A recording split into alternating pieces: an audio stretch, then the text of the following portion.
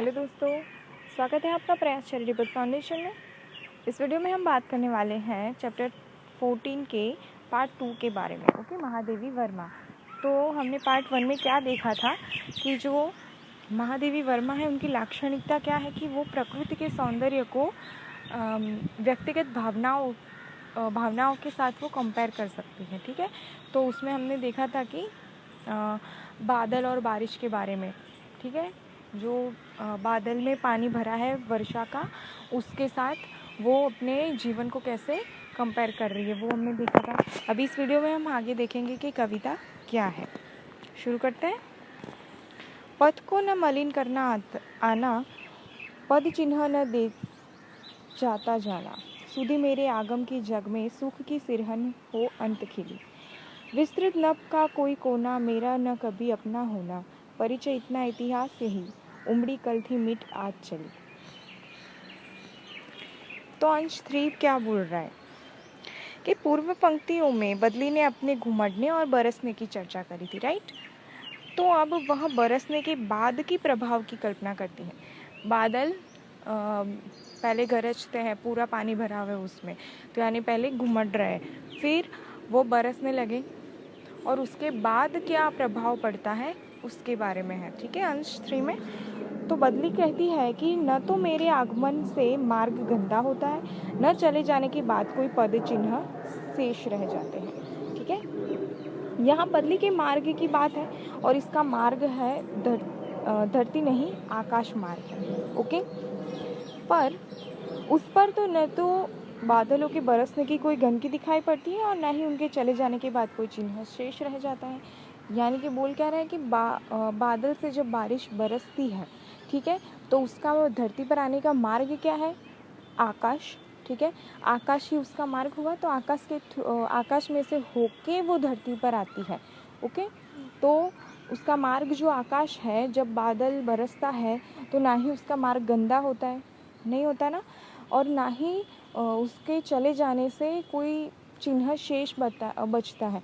यानी हमें पता ही नहीं चलता कि आसमान इतना साफ़ हो जाता है कि पता ही नहीं चलता बारिश हुई कि नहीं हुई, कुछ भी ऐसा, राइट। यानी कि उसका मार्ग ना ही गंदा होता है, ना ही उसके चिन्ह शेष रह जाते हैं। ओके,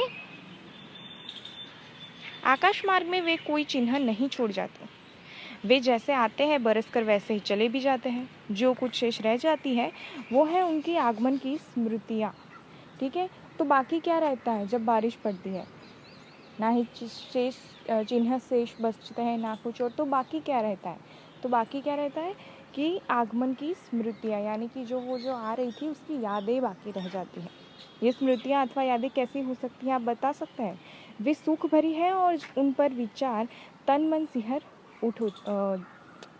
सिहर उठता है। उसके साथ नवजीवन के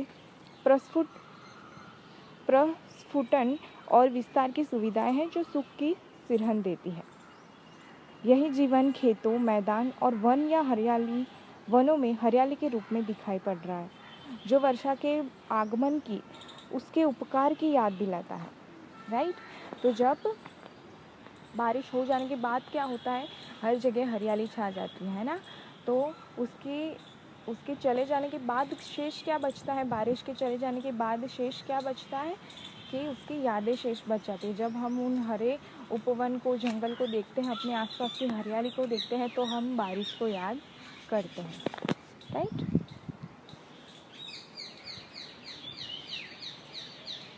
सूख कर याद, अन्यथा बादलों का क्या? वे तो आते हैं और चले जाते हैं। इतने विस्तृत विशाल नभ के किसी कोने में वे घर नहीं बना सकते हैं। नभ यानी कि आकाश में, बादल किसी भी कोने में, किसी भी आकाश के किसी कोने में अपना घर नहीं बना सकते हैं। सच तो यह है कि सारे नभ में छाने के बाद कोई भी एक कोना तक उनका अपना नहीं है। इतने पूरे आसमान इतना बड़ा है, राइट। तो ये पूरे आसमान में बादल छाए रहते हैं, लेकिन फिर भी इस आसमान में उनका खुद का कोई कोना तो है नहीं बादलों का। वो तो बरसते हैं और वापस चले जाते हैं। ठीक है, तो मेरा न कभी अपना होना। ठीक है, इसमें अपना होना क्रिया पर ध्यान दो कि स्पष्ट ध्वनि है कि मेरे भाग्य में यह बदा ही नहीं है। यह पूर्व निश्चित है कि कोई कोना मेरा अपना नहीं होगा, यानी आसमान इतना बड़ा है लेकिन कोई जगह ऐसी नहीं है आसमान में कि मेरी हो। ओके, यह जानते हुए भी बदली घिरती है, घुमड़ती है, बरसती है और नवजीवन प्रदान कर चली भी जाती है। ओके, बदली यानी कि बादल घुमड़ते हैं, बरसते हैं, ठीक है, नवजीवन प्रदान करते हैं, हर सब जगह हरियाली दे जाते हैं और वापस चले भी जाते हैं। तो यही इसका इतिहास है कि वह कल उमड़ी थी और आज अपना जल बरसाकर मिट भी गई। उनकी स्मृतियाँ भर रह गई, यानी कि सिर्फ उसकी यादें रह जाती हैं। उन्हीं स्मृतियों के सहारे संसार में उल्लास की सिरहन का अनुभव किया जा सकेगा। प्रस्तुत गीत के भाव ग्रहण में चूंकि हम दूसरे स्तर पर विरहणी के पक्ष में भी अर्थ ढूंढते आए हैं, तो इस दृष्टि से भी इन पंक्तियों के लक्ष्यार्थ ढूंढे जा सकते हैं।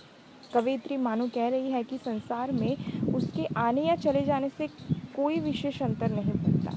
तो अभी जैसे बादल के आने और चले जाने, आते हैं और चले भी जाते, तो कवयित्री खुद के साथ वो कैसे कंपेयर करती है कि उसके आने और चले जाने से संसार में कोई फर्क नहीं पड़ता है, उसका कोई पद चिन्ह तक शेष नहीं रहता है ना। हम आते हैं इस संसार में और चले भी जाते हैं, हमारा कोई चिन्ह, पद चिन्ह शेष नहीं रहता कि हम इस दुनिया में थे, है ना, बिल्कुल उस बादलों की तरह। हाँ, केवल स्मृतियाँ रह जाती हैं, सिर्फ हमारी यादें रह जाती हैं। लोग उसकी वेदना को याद करते हैं और पुलकित होते हैं। इतने विस्तृत संसार के किसी कोने को वह अपना नहीं कह सकती है। दुनिया कितनी बड़ी है ना, लेकिन कुछ भी हमारा खुद का नहीं है ना। कुछ भी ऐसा नहीं बोल सकते कि ये कोना मेरा है, ऐसा कुछ, राइट। तो ऐसी नियति ही नहीं थी कि कोई कोना उसका अपना होता। उमड़ना और मिट जाना ही मानो उसका परिचय और इतिहास था। उपयुक्त गीत में महादेवी वर्मा ने अपने जीवन की तुलना बदली से करते हुए अपनी विरह वेदना की अभिव्यक्ति करी है।